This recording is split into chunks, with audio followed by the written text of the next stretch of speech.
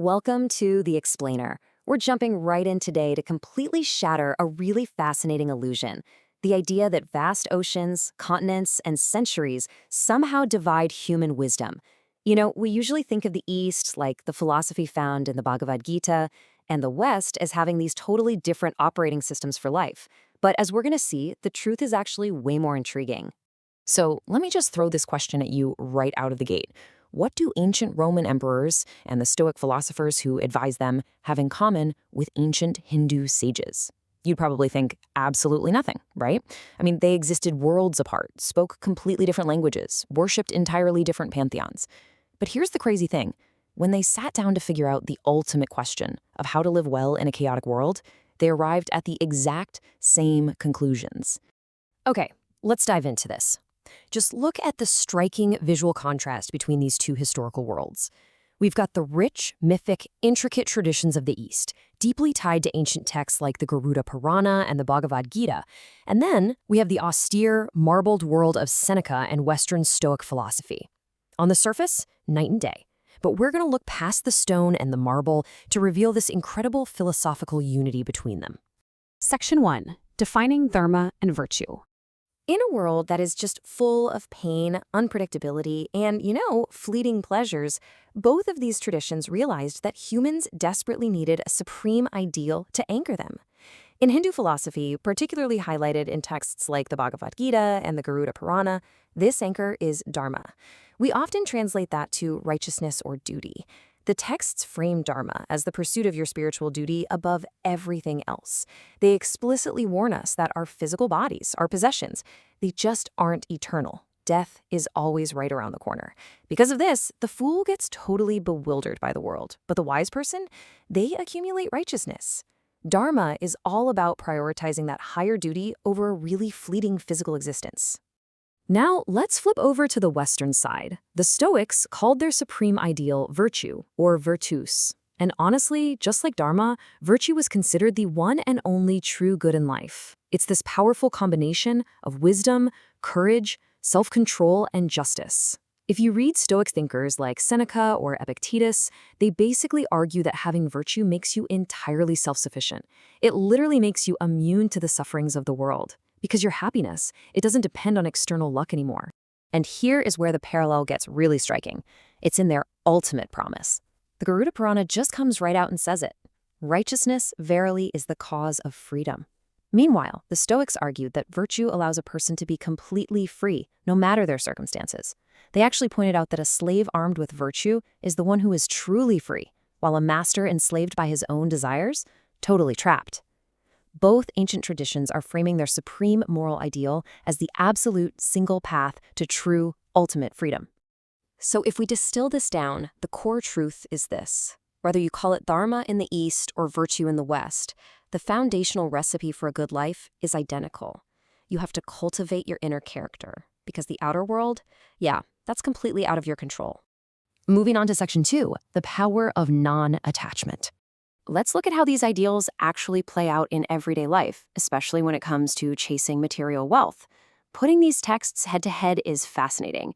The Garuda Purana warns, wealth, sons, wife and family, body, kinsmen, all these are transitory. Therefore, righteousness should be sought. Now jump over to the Stoic side. Seneca writes, if I yield to pleasure, I shall have to yield to pain. Liberty is the prize. Thematically, this is a perfect bridge. Both philosophies are boldly calling out that attaching your self-worth and your happiness to external things, stuff that can literally vanish in an instant, is a one-way ticket to suffering. Let's ground this for a second. Think about what it means to actually break the chains of material wealth today. In our modern world, we constantly use stuff to signal our worth, right? We obsess over getting that exclusive car with a V10 engine, or snagging a designer purse, or landing that fancy job title. But the Stoics and the Hindu sages are in total agreement here. It's a trap. You end up paying this massive, invisible price to play society's status game, and you're usually sacrificing your morals and your time to do it. True peace? It only comes when you break those chains and find contentment on the inside. Just listen to the energy in this quote from Seneca. He says, you ask what is liberty? To be enslaved to no object, no necessity, no chances, to reduce fortune to a level field? He's basically shouting across time, don't trade your morals for money. And that concept, it matches the Eastern idea of non-attachment flawlessly. The very second your peace of mind relies on your bank account, fortune owns you. You know, the Stoics absolutely loved a good paradox, and this one is a classic. The shortest route to wealth is the contempt of wealth. It's kind of wonderfully liberating when you think about it. If you just decide to stop playing the societal status game, boom, you're instantly rich. You don't have to chase a thing. When you want nothing, you literally have everything. Section 3. Enduring fate and hardship. So, what happens when things inevitably go wrong? Think about the metaphorical anvil. Nowadays, we're sort of conditioned to believe that hardship is fundamentally bad and pleasure is good. But these ancient philosophies, they flip the script entirely. Hardship is the hammer and the anvil that forges a resilient soul. A wise person doesn't run away from difficulty. They actually use it as training to get stronger. When we look at the mechanics of fate, the Garuda Purana talks about accepting the wheel of time and the noose of karma. It makes the point that karma, whether it's good or evil, just has to be suffered and experienced. It's inevitable. Similarly, Stoicism demands this total, radical acceptance of the natural order, acting as if every single hardship were a direct order from the universe. They call this Amor Fati, which means loving your fate. Both of these philosophies are demanding uncomplaining resignation to supreme providence. You don't fight reality. You strictly focus on how you respond to it. Now, this kind of active endurance, it takes real practice. The Stoic philosopher Musonius Rufus put it this way: we will train both soul and body when we accustom ourselves to cold, heat, abstaining from pleasures, and enduring pains. What's really interesting is that the Garuda Purana similarly commands its followers to carefully guard and preserve the body, not for vanity, obviously, but specifically for the sake of duty and spiritual yoga.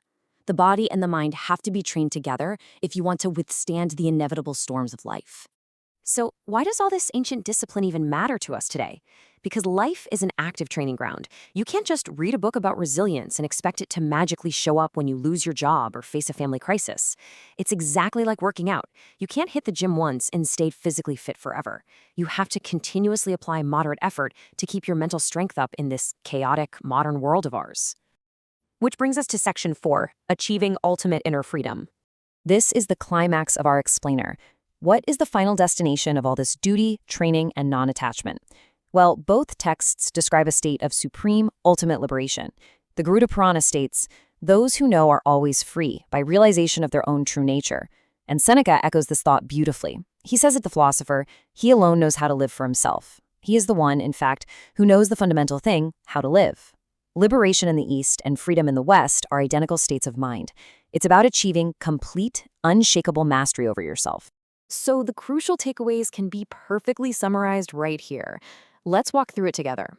When it comes to material wealth, the Hindu way views it as a fleeting dream that we shouldn't attach to, while the Stoics say, hey, it's fine to have, but absolutely never trade your morals for it.